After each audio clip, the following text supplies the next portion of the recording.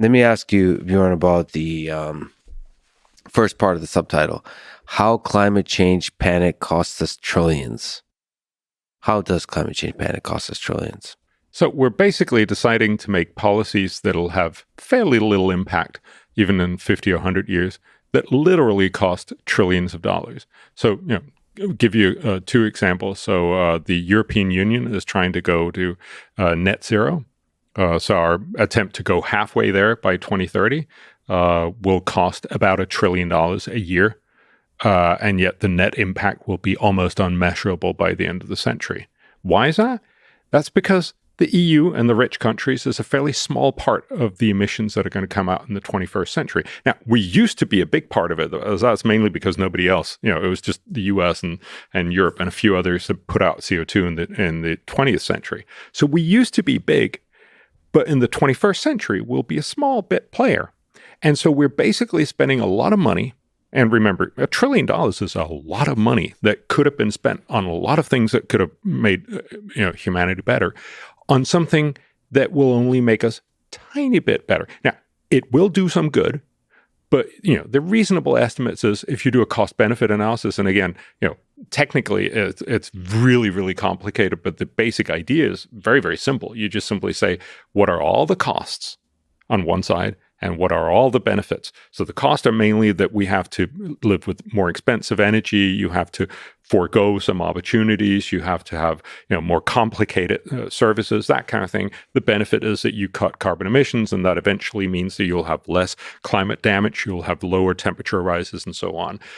If you try to weigh up all of those, it's reasonable to assume that the EU policies will deliver for every dollar you spend, it'll deliver less than $1, probably about 30 cents back on the dollar, which is a really bad way to spend dollars because there's lots of other things out in the world where you could do, multiple, so for instance, if you think about tuberculosis or education of small kids or nutrition for small kids and those kinds of things, every dollar you spend will do like $30 to $100 worth of good. So there are much, much better places where you could spend this money. Likewise, the US is thinking of going net zero by 2050. It's not actually going to happen, but it's sort of a thing that everybody talks about. Biden is talking a lot about it. If you look at the models that indicate how much will that cost, it's not implausible that this will cost somewhere between $2 and $4 trillion per year by mid-century. And remember, if the U.S. went carbon neutral today, by the end of the century, that would reduce temperatures by about 0.3 degree Fahrenheit. So you would just be able to measure it. You probably wouldn't in real life, but you'd just be able to measure it. Again, this is not saying that there's not some good coming out of it, but you're basically spending an enormous amount of money on fairly small benefits. So that's my main point. Yeah, this reminds me of what we were saying earlier about the things that models don't integrate and the things that cost benefit leave out because you really can't go there. One of the issues facing the world right now is the reality that we're reminded of, that energy availability is a geopolitical destabilizer. If you have uneven access to energy and you have Vladimir Putin coming into office or something else happening that disrupts that system, you're vastly increasing poverty. This is playing out across the world. Fertilizer prices. Fertilizer comes from gas, natural gas.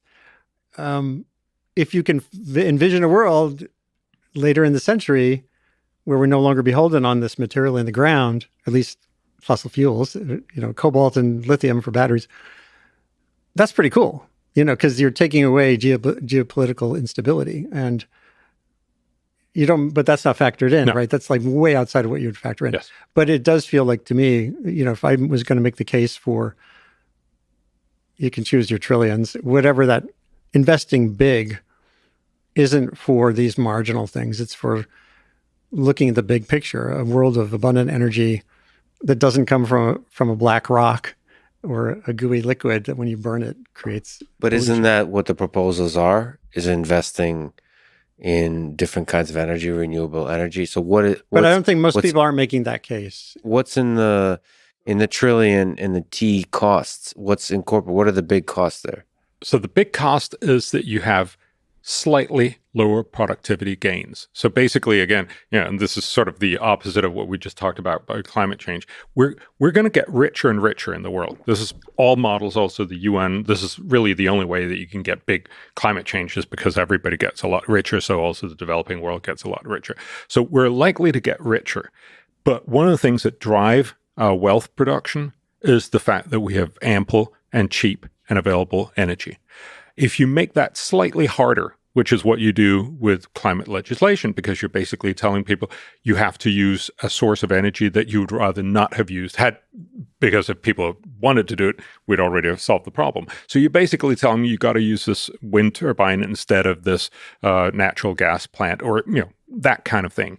It's not that you suddenly become poor or anything. It simply makes production slightly harder. What do you do when the wind is not blowing, kind of thing? And of course, we have lots of ways to somewhat mitigate that, but it's a little more costly, a little more complicated, a little less convenient. And that means you grow a little less.